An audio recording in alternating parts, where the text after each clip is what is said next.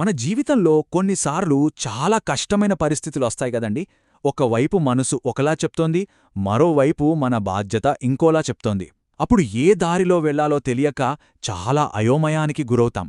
అలాంటి సమయంలో ఒక సరైన నిర్ణయం ఎలా తీసుకోవాలి? సరే, ఈరోజు మనం ఈ ప్రశ్నకు సమాధానం వెతుకుదాం. ఇదిగోండి, ఇదే అసలైన ప్రశ్న. స్నేహం ముఖ్యమా లేక మన కర్తవ్యం ముఖ్యమా? ఈ ప్రశ్న మనలో చాలామందిని ఎప్పుడో ఒకప్పుడు ఇబ్బంది పెడుతూనే ఉంటుంది. సరిగ్గా ఇలాంటి ఒక పెద్ద సందిగ్ధంలోనే చిక్కుకుపోయింది మన మీరా. భాగం 1. ఒక ఆధునిక సందిగ్ధం. గీతలు దీన్నే విషాదం అని అంటారు. అంటే ఏం చెయ్యాలో ఎటు వెళ్లాలో తెలియని ఒక పూర్తి గందరగోళ పరిస్థితి అన్నమాట. ఇక్కడ మీరాని చూడండి. తను వాళ్ళ డిబేట్ టీం కెప్టెన్. కాని ఆమె ముఖంలో ఎంత టెన్షన్ కనిపిస్తోందో కదా. మీరా సమస్య ఏంటంటే, తన బెస్ట్ ఫ్రెండ్ సారా డిబేట్ ఫైనల్స్కి అస్సలు సిద్ధంగా లేదు. ఇప్పుడు మీరా ఏం చేయాలి? ఒక మంచి స్నేహితురాలుగా సారా మనసు కష్టపెట్టకూడదని తనని పోటీలో ఉంచాలా?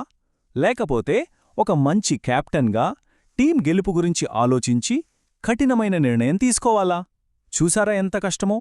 అయితే ఈ సంఘర్షణ ఈరోజు కొత్తగా వచ్చింది కాదు. కొన్ని వేల సంవత్సరాల క్రితం మహాభారత యుద్ధభూమిలో అర్జునుడు కూడా సేమ్ టు సేమ్ ఇలాంటి మానసిక గందరగోళంలోనే ఉన్నాడు. అప్పుడు శ్రీకృష్ణుడితో ఇలా అడిగాడు, నా కర్తవ్యమేంటో నాకర్థం కావట్లేదు. నా మనసంతా గందరగోళంగా ఉంది. దయచేసి నాకు ఏది మంచిదో ఖచ్చితంగా చెప్పు. మీరా సమస్య, అర్జునుడి సమస్య రెండింటి మూలమొక్కటే. ఇక రెండవ భాగం, మనస్సులో జరిగే అంతర్యుద్ధం.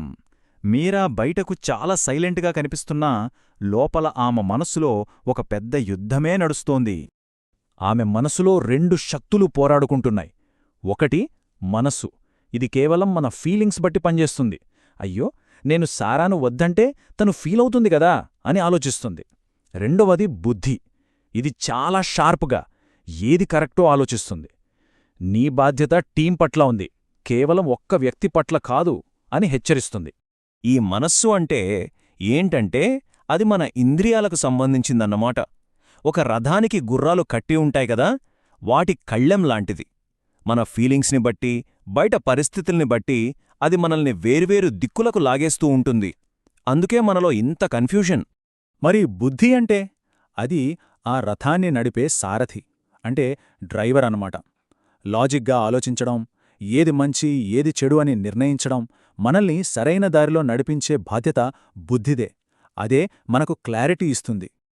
ఇప్పుడు మూడవ భాగం చూద్దాం. కాపీ పేస్ట్ ధర్మం. వినడానికి వింతగా ఉంది కదా. కొన్నిసార్లు మనం చేయాల్సిన పనిని తప్పించుకోవడానికి ఇతరులు చేసే పనిని కాపీ కొట్టడమో లేదా వాళ్ల బాధ్యతలు మనం తీసుకోవడమో చేస్తాం. దీన్నే పరధర్మం అంటారు. ఇది చాలా ప్రమాదకరమైన దారి. దీని గురించి భగవద్గీతలో చాలా స్పష్టంగా చెప్పారు. ఇతరుల పనిని మనం అద్భుతంగా చేయడం కన్నా మన సొంత పనిని మనం కాస్త అటు ఇటుగా చేసినా పర్వాలేదు, అదే మంచిది. వేరే వాళ్ల దారిలో నడవడం ప్రమాదకరం. ఈ పరధర్మం మన రోజువారీ జీవితంలో ఎలా కనిపిస్తుందో తెలుసా? ఇతరుల్ని సంతోషపెట్టడం కోసం మనల్ని మనం ఇబ్బంది పెట్టుకుంటాం. అది పరధర్మమే. మార్కెట్లో ట్రెండింగ్లో ఉందని ఎవరో చెప్పారని మనకిష్టం లేని కెరియర్ని ఎంచుకుంటాం. అదీ పరధర్మమే. ఇక సోషల్ మీడియాలో చూసి వాళ్లలా బతకాలని ప్రయత్నిస్తాం. ఇవన్నీ పరధర్మాలే. భాగం 4. నీ విధిలో నైపుణ్యం. సరే, ఇంతకీ ఈ సమస్యకు పరిష్కారం ఏంటి? మనం చెయ్యాల్సిన పనిని స్పష్టంగా ఒక లక్ష్యంతో ఎలా చెయ్యాలి? చివరికి మీరా తన బుద్ధి చెప్పిన మాట వింది. తన స్వధర్మాన్ని ఎంచుకుంది. ఒక కెప్టెన్గా తన బాధ్యత ఏంటో దాన్ని నెరవేర్చింది. చాలా ప్రశాంతంగా, ప్రేమగా కాని దృఢంగా సారాతో మాట్లాడింది. ఈసారి నువ్వు ఇంకా సిద్ధంగా లేవు, మనం కలిసి నెక్స్ట్ టైం కోసం ప్రిపేర్ అవుదాం అని చెప్పింది. గీతలో దీన్నే కర్మసు కౌశలం అంటారు. అంటే మనం చేసే పనిలో నైపుణ్యం చూపించడం. గీత ప్రకారం యోగా అంటే కేవలం ఆసనాలు వేయడం కాదు, మన కర్తవ్యాన్ని పూర్తి ఏకాగ్రతతో అత్యుత్తమ స్కిల్తో చేయడమే అసలైన యోగం. ఇప్పుడు ఈ 3 విషయాలను ఒక్కసారి గుర్తు చేసుకుందాం. స్వధర్మం అంటే మన పాత్రకు సంబంధించిన బాధ్యత. మీరా తనని తాను ప్రశ్నించుకుంది, నేను కెప్టెన్లా ప్రవర్తించాలా లేక ఫ్రెండ్లానా? తర్వాత కర్మసు కౌశలం అంటే పనిలో నైపుణ్యం. టీంకి ఏది మంచిదో ఆ నిర్ణయాన్ని చాలా ప్రశాంతంగా, నైపుణ్యంగా తీసుకుంది. ఇక పరధర్మం అంటే ఇతరులను కాపీ కొట్టడం లేదా అందరి దృష్టిలో మంచి అనిపించుకోవాలని సులువైన దారినించుకోవడం. మీరా ఆ దారిలోకి వెళ్ళలేదు.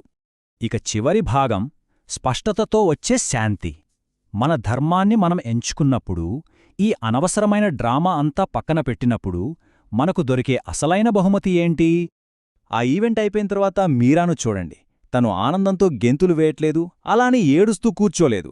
చాలా స్థిరంగా, ప్రశాంతంగా, ఒక రకమైన శాంతితో ఉంది. ఈ మానసిక స్థితినే సమత్వం అంటారు.